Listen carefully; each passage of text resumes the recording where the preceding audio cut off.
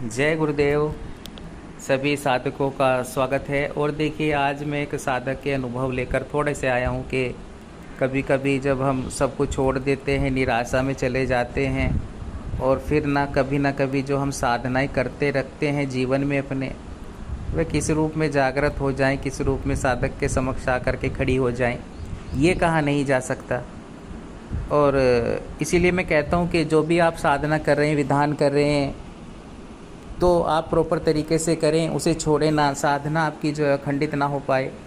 तो वैसे ही देखिए, हमारे एक गुरु भाई जो साबर साधक हैं और वह साधनाएं भी करवाते हैं, उनके ही जो ये शिष्य रहे और इन्होंने उनके मार्गदर्शन में साधना जो है यक्षिणी साधना संपन्न की थी। 21 दिनों की वह यक्षिणी की साधना थी और साधना की, और साधना के बीच में इन्हें कोई भी अनुभव जो है प्राप्त नहीं हुए। और जो है पूर्ण साधना करने के बाद में गुरु भाई ने बोला कि आपको जो है साधना बढ़ानी होगी आगे। अगर आप प्रत्यक्षीकरण की कामना रख रहे हैं तो फिर प्रत्यक्षीकरण हो नहीं रहा है, तो फिर आपको आगे लेकर चलना है साधना को। लेकिन इनके मन में जो है वह भाव उत्पन्न हो गए कि होता है नहीं होता है, कोई फ़ायदा नहीं है, व्यर्थ है। जब मैंने किया और मुझको जो है कोई ख़ास अनुभव भी साधना में नहीं हुए हैं, तो इसलिए इन्होंने वह साधना छोड़ दी और फिर जो है अपने दैनिक जो इनका जो जीवन होता है उसमें लग गए, अपने गृहस्थ में लग गए। अपना जो है बिजनेस में इन्होंने जो है अपने आप को जो है अग्रसर कर लिया बिजनेस की ओर अपना। और जो है ऐसे ही बीत गए, इनको 2 महीने बीते, 3 महीने, 4, फिर साल भी हो गया। और अब इनके मन में देखिए जो है भाव वो ख़त्म ही हो चुका था। एक तो उनका जो है झुकाव साधना की ओर भी ख़त्म हो चुका था, समाप्त हो चुका था कि साधनाएं होती भी हैं नहीं होती, प्रत्यक्षीकरण होता है नहीं होता, ये सब कुछ इनके जो था चिंतन उससे दूर हो गए हैं साधनाओं से। क्योंकि जब हम कैसी प्रत्यक्षीकरण साधना में जाते हैं साधक, और जब पहली बार में जो है वह सफलता प्राप्त कर नहीं पाता तो फिर वे छोड़ देते हैं, क्योंकि उनके मन में कई भाव उत्पन्न होते हैं। कई बार ऐसा चीज़ें चलती रहती है कि ऐसा होता है वैसा होता है, जैसे बोला जाता है साधनाओं में, वीडियो में, और बढ़ा चढ़ाकर बोलते हैं ना, वास्तविकता से अवगत नहीं कराते। कुछ ये यूट्यूबर बाबा होते हैं, इवन ये बताते नहीं है कि आपको कितनी मेहनत कभी कभी करनी पड़ सकती है एक अप्सरा साधना सिद्ध करने के लिए। प्रमाणित विधि भी साथ में होनी चाहिए, विधान भी जरूरी होना चाहिए, लेकिन वह शक्ति पर निर्भर करता है कब आपके जीवन में आएगी। जितना आप अग्रसर होंगे, आगे लेके चलेंगे, उतना ही वह जल्दी जुड़ती है, ठीक है, लेकिन जुड़ती ज़रूर है। तो वैसे ही देखिए, 1 साल हो गया इनको साधना किए हुए और फिर भूल भी चुके थे। अब इसी बीच इनका घूमना हुआ बद्रीनाथ की ओर, बद्रीनाथ केदारनाथ की तरफ इन्होंने जो है घूमने का दोस्तों के साथ में प्लान बनाया और ये चल दिए घूमने के लिए। अब मन में कोई भाव तो था नहीं, लेकिन हाँ था कि घूमेंगे फिरेंगे, वहाँ पर अच्छा वातावरण है वो देखेंगे। तो फिर पहाड़ों पर तो घूमने के लिए निकल गए। 5-6 दिन का उनका टूर था वहाँ पर। और ये सब बातें जो मैं आपको बता रहा हूँ, इन्होंने मेरे जो गुरु भाई रहे हैं उनको बताई, फिर बाद में जो उनके जीवन में घटित हुई, तो उस विषय में आपको बता रहा हूँ। तो देखिए, फिर ये घूमने गए वहाँ पर, तो ऐसे ही बैठ गए वहाँ पर जाकर के। बद्रीनाथ के साइड में एक जो है नदी पड़ती है, जो इनके दोस्त थे वे थोड़ा सा आगे निकल गए टहलने के लिए। ये उसी नदी में थक गए तो पाँव डुबो करके बैठ गए। अब नदी में बैठे थे, अच्छा लग रहा था, तो अचानक से ही इनको जो है खुशबू का झोंका, एक ऐसा सुगंध का चारों ओर वातावरण बन गया जैसे असंख्य फूल खिल गए, और बहुत ही ज़्यादा आनंद की अनुभूति इनको होने लगी अचानक से। इन्होंने सोचा देखा आसपास तो कोई है नहीं है, जो इनके दोस्त थे, मित्र थे, वो भी आगे निकल चुके थे। तो अब सोच में पड़ गए कि कहाँ से इतना अच्छा, कहाँ से सुगंध आ रही है, कहाँ से इत्र की इतनी महक जो कभी जो है महसूस ही नहीं की इन्होंने। तो थोड़ा देर सोचा कि आंखें बंद कर कर आनंद लेता हूँ। थोड़ा सा आंखें बंद कर कर बैठे, पैर जो है नदी में डुबोए हुए थे इन्होंने। तो बैठे ही थे, जब इन्होंने आंखें खोली तो देखा कि एक 16 से 17 साल की जो कन्या है, वो एक साध्वी के एक लपेटा हुआ है उसने, रेड कलर का जो है एक साध्वी की तरह जो एक होता है धोती, तो वो लपेटी हुई है। और बहुत ही ज़्यादा सुंदर, जिसके केस बड़े बड़े और बड़ी बड़ी आँखें, गौर वर्ण चेहरा, और देखते ही रह गए, इतना सम्मोहन। तो उसी में से ये गंध खुशबू आ रही थी जब इन्होंने देखा। और फिर ये तो उसे देख रहे थे, और वो जो है अपने पैरों को जो है छप छप कर कर उस पानी में मार रही थी, इन्होंने बताया। और फिर उन्होंने उससे पूछा जो वह कन्या थी कि हे देवी, कहाँ से आई हो, कहाँ से आई हो आप? क्या आप साध्वी हो? क्या आपने वैराग्य धारण किया है? इतने ही सवालों के बौछार उन पर जो है उन साधक ने डाल दी और उनके प्रश्न एक भी नहीं मिला। वह केवल उनके चेहरे की तरफ देखती रही। उन्होंने बताया कि गुरुजी वह मेरे चेहरे की तरफ देख रही थी और एक मंद मंद मुस्कान उसके चेहरे पर थी और मैं भी उसको देखता रहा, एक तरह से सम्मोहित सा हो गया और वह गंध भी बढ़ती जा रही थी। धीरे से उसने अपना हाथ जो है, मेरा हाथ नीचे रखा था एक पत्थर की शिला पर, उन्होंने वह हाथ उठाया और अपने हाथ में लिया और बोला कि क्या तुम सब कुछ भुला चुके हो?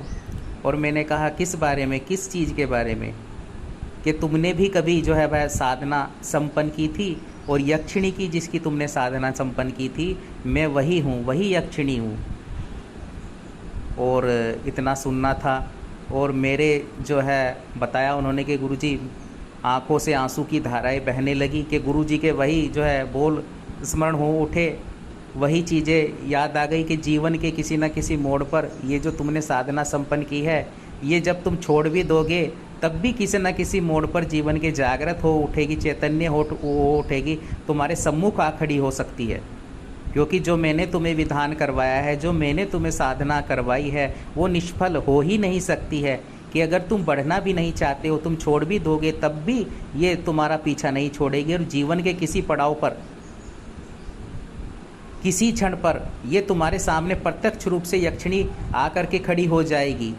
और वैसा ही हुआ। अब यक्षिणी ने उनके आंसू पोंछे और कहा कि तुमने मेरी साधना संपन्न की थी और जो तुम्हारे गुरु ने साधना तुम्हें दी वह प्रमाणित साधना थी और मुझे तो आना ही था। मैं बस तुम्हारी परीक्षा लेना चाहती थी कि तुम कितना साधना को जो है आगे लेकर के चल सकते हो। क्या मैं तुम्हें तो एक साधक बनाना चाहती थी। क्योंकि देखिए, यक्षिणी, योगिनी, अप्सरा, इनका क्या उद्देश्य होता है? इनका यही उद्देश्य होता है कि अपने साधक को परवर साधक बनाना चाहती हैं। और तुम्हारा जो यहाँ पर आना हुआ है बद्रीनाथ, यहाँ जो केदारनाथ बद्रीनाथ में तुम बैठे हो, ये मेरे ही बुलाने पर तुम आए हो और इसी स्थान पर मैं तुम्हें मिल सकती थी। क्योंकि तुम मेरा आवाहन नहीं कर रहे थे, तुमने मेरा मंत्र छोड़ दिया था, तुमने ध्यान छोड़ दिया था, तुमने गुरु पूजन छोड़ दिया था, तुमने सब चीज़ों से विमुख हो गए थे। अब तुम्हारे में इतनी चेतना नहीं थी। मैं आना चाहती थी तुम्हें वापस साधनात्मक दृष्टि से आगे बढ़ाना मेरा उद्देश्य, और तुम्हारे जीवन में एक निश्चित समय पर आना मेरा उद्देश्य था। लेकिन तुम्हें यहाँ बुलाना पड़ा, इसीलिए तुम यहाँ आए हो।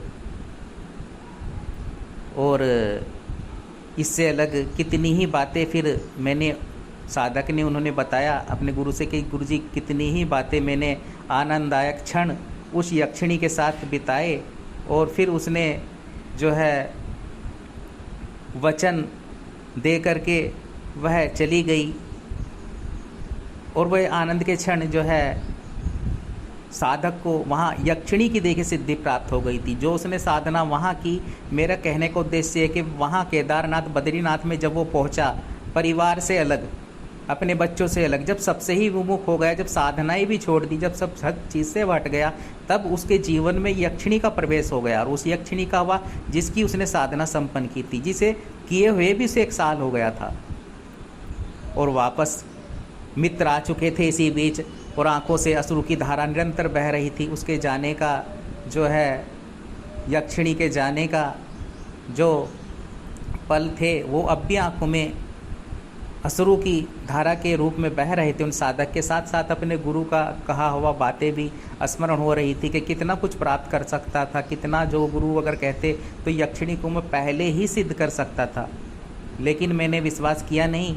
और आज ये गुरु कृपा से यक्षिणी का मुझे साक्षात दर्शन हुआ और प्रत्यक्षीकरण भी हो गया।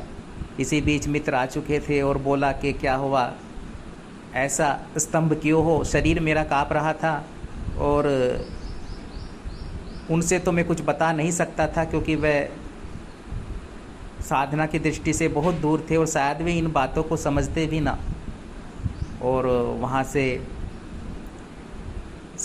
जो साधना का मेरा एक एक मंत्र वह एक एक क्षण एक एक पल जागृत हो चुका था वहाँ बैठ कर के उस दिव्य भूमि पर। और मुझे ये पता ही नहीं था कि मैंने ये तो मैं स्मरण भुला ही चुका था कि मैंने कभी वह यक्षिणी की साधना भी संपन्न की थी।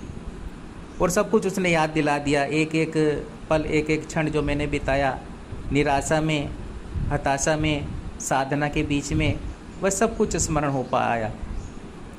और वचन दे कर के आ गई। यक्षिणी ने वचन दिया कि जब भी तुम मुझको बुलाओगे, स्मरण करोगे, मैं आऊँगी।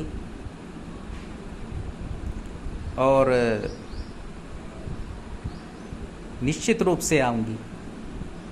इतना कह करके वह यक्षिणी तो चली गई थी, लेकिन मेरा जो मन गुरु चरणों की ओर अग्रसर हो गया, आंखों में आंसू लिए पहुंच गया। और वह उन गुरु भाई के, जो मेरे गुरु भाई सावर साधक थे, उनके पास जो है वह पहुँचे। और उसी दिन निकले वे बद्रीनाथ के वहाँ से निकल गए दोस्तों के साथ अपने, और जो है सीधा पहुँचे। 2 से 3 दिन बाद वह अपने गुरु से मिलने पहुँचे। और गुरु से जब मिलने पहुँचे तो जैसे ही गुरु के कक्ष में गए तो गुरुजी ने बोला, जो हमारे गुरु भाई हैं वो देखते ही पहचान गए चेहरे को, और बोला कि क्यों हुआ, क्या हुआ, आ गई वो तेरे सामने, हो गया प्रत्यक्षीकरण। और मेरे पास जो है शब्द ही नहीं थे, बस अश्रु की धारा वह निरंतर बह रही थी। और गुरु तो सब कुछ जान जाते हैं, उन्हें तो सब कुछ पता होता है, साधक का जो है मनोभाव, और कुछ कहने की आवश्यकता ही नहीं थी। बस उनके जो है चरणों में बैठा और उन्होंने एक आशीर्वाद का जो है हाथ सर पर रखा और कहा कि वह नित्य अब जा, जब तू चाहेगा तब तेरे पास आएगी। तो प्रत्यक्षीकरण कह रहा था ना कि अब तुझे स्वयं ही टाइम देना पड़ेगा, अब तुझे स्वयं ही वह तेरे से टाइम मांगेगी और तुझे टाइम देना पड़ेगा, टाइम निकालना पड़ेगा। अब तो कह रहा था ना कि प्रत्यक्षीकरण हो गुरुजी, मिलना और मुझे देखना है कैसा होता है। तो जीवन के किसी न किसी जो है मार्ग, जीवन के किसी न किसी मोड़ पर, माफ़ कीजिएगा, वह जो शक्ति होती है वह प्रत्यक्ष निश्चित रूप से होती है, किसी न किसी रूप में। तो कहने का उद्देश्य यही था। इन साधक के साथ में जो घटना घटित हुई है मैंने आपको बताई है, और ये देखिए सत्य घटना है। और ये जो हमारे एक साधक हैं, गुरु भाई हैं, जो साबर साधक हैं, उनके मार्गदर्शन में ये साधक ने साधना संपन्न की थी यक्षिणी की। तो मैं ये बात आपके बीच में रखी हुए, जो घटना घटित हुई उन बातों को आपके बीच में रखा है। तो मेरे कहने का उद्देश्य यह है आपसे कि अगर कोई आप साधना जो है वह संपन्न कर लेते हैं, कोई विधान अपना लेते हैं, कोई अनुष्ठान कर लेते हैं किसी शक्ति का, और अगर वो प्रॉपर तरीके से आपने किया है, तो ये ज़रूरी नहीं होता है कि उसमें आपको कोई अनुभव हो रहे हैं, कोई सुगंध आ रही है, ये भी ज़रूरी नहीं होता है। कभी कभी ये भी ज़रूरी नहीं होता है कि आप कोई साधना ही करते रहें या कुछ हुआ, लेकिन अगर वो प्रॉपर तरीके से किया है आपने, तो वो जीवन के किसी न किसी जो है मोड़ पर जो है प्रत्यक्ष हो जाती है, आकर के शक्ति खड़ी हो जाती है आपके सामने, तब आपको स्मरण हो जाएगा। लेकिन एक विशेष टाइम होता है, वह क्षण होते हैं, उन क्षणों में आपको पहचान लेना है। अब वहाँ तो उस यक्षिणी को बता दिया कि मैं यक्षिणी हूँ जिसकी आपने साधना संपन्न की थी, क्योंकि वह पूरी तरह से विमुख हो चुके थे। उन्हें एक राह पर लाना चाहती थी वह यक्षिणी, वो राह देख रही थी वह, तो उसी का स्मरण कराया उस यक्षिणी ने उनको, साधक को, और फिर वे अग्रसर हो गए। फिर वे साधना की डगर पर आ गए, वापस आ गए, और फिर बढ़ गए वे आगे। फिर उन्होंने महाविद्या साधनाएं भी की, भैरव साधनाएं भी की, फिर उन्होंने कई साधनाएं की, और उसी यक्षिणी ने उनका पग पग पर मार्गदर्शन किया, क्योंकि वह उनके जीवन में उस मोड़ पर आ चुकी थी जब उन्होंने सब कुछ छोड़ दिया था, जब उन्हें लगा कि कुछ भी नहीं होता है, साधनाएं नहीं होती हैं, प्रत्यक्षीकरण नहीं होता है, तो तब भी जीवन में शक्ति जागृत हो जाती है, तब भी आकर खड़ी हो जाती है। बस क्या जरूरी है? जरूरी होता है विश्वास, और ज़रूरी होता है वह जो प्रक्रिया जिसमें रह करके साधक साधना संपन्न करता है, वह पूर्ण प्रक्रिया जरूरी हो जाती है मार्गदर्शन में रह करके।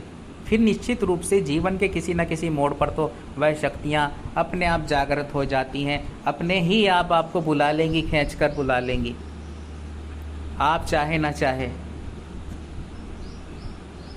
तो ये चीज़ें जीवन में घटित होती हैं।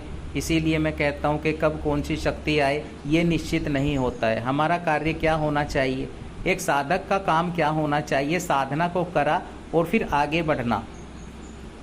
परिणाम, फल की इच्छा जो है गुरु पर छोड़ दीजिए, फल की इच्छा उस शक्ति पर छोड़ दीजिए, वह कब आना चाहती है कब नहीं आना चाहती है। लेकिन आप अगर उसे जल्दी प्राप्त करना चाहते हैं तो अपनी फिर अनुष्ठान करने पड़ेंगे आपको। लेकिन अगर आप नहीं भी करना चाहते तो अगर आपने साधना कर ली तो वह एक निश्चित समय पर आपके जीवन में निश्चित रूप से प्रत्यक्ष रूप से खड़ी हो जाएगी, उस यक्षिणी की ही भांति स्वयं आपको बुला लेगी। तो आप जो हैं सत्य, जो एक प्रैक्टिकली रूप से जो बातें होती हैं उनको धारण करते हुए साधना करें, आगे बढ़ें और निराशा के भाव अपने जो है मन से निकालें, और तभी जो है आप वास्तविकता में रहकर साधनाएं कर सकेंगे और सफलता प्राप्त कर सकेंगे। कभी कभी देखिए क्या होता है, वचन भी लेने का जो है मौका नहीं देती हैं शक्तियाँ, वचन भी देने का मौका नहीं देती हैं, कभी किसी रूप में कभी भी आकर के खड़ी हो जाती हैं सामने। और ये कई साधकों के साथ घटनाएं घटित हुई हैं, जो हमारे साधना, हमारे भी कई ऐसे साधक रहे हैं जिन्होंने जो है हमारे मार्गदर्शन में भी साधनाएं संपन्न की हैं। और एक निश्चित समय होता है जब शक्तियाँ स्वयं ही आकर के खड़ी हो जाती हैं और आपको भी स्मरण हो जाएगा कि हाँ मैंने वह साधना की थी। कभी कभी तो मौका ही नहीं मिलता, कभी कभी मौका ही नहीं मिलता, हम उन्हें पहचान भी नहीं पाते और वो आकर के चली जाती हैं। फिर स्मरण होता है हाँ ये तो वही अप्सरा, ये तो वही यक्षिणी थी। तो उस पल को आप चूके ना, क्योंकि हर बार नहीं बताती हैं शक्तियाँ, आप ही को पहचानना पड़ता है, आप ही को पकड़ना पड़ता है, आप ही में इतनी चेतना होनी चाहिए, इतना जो है ऊर्जा बना ले अपने आप में कि फिर आप चूके ना। तो ऐसे ही आप सफलता प्राप्त कर सकें जीवन में, आपके भी जो है उस यक्षिणी साधक की तरह ही शक्तियाँ आपको जो है प्रत्यक्ष अनुभव दे सकें। एक निश्चित समय पर निश्चित रूप से आपको भी सफलता प्राप्त होगी ही होगी। पूर्ण विधि विधान पूर्वक आप आगे बढ़ते रहें, साधना करते रहें, ऊर्जा बढ़ाते रहें, चेतना बढ़ाते रहें। यही मनोकामना आपकी जो है भी मनोकामनाएं हैं, चाहे प्रत्यक्षीकरण से जुड़ी हुई हों, चाहे जो है वह जीवन में आगे बढ़ने की हो, वह पूर्ण हो, सफल हो हर क्षेत्र में आप जीवन के। इसी कामना के साथ गुरुदेव निखिल के चरणों में मैं प्रार्थना करता हुआ आपके लिए आपसे आज्ञा लेता हूँ। जय गुरुदेव, जय गुरुदेव।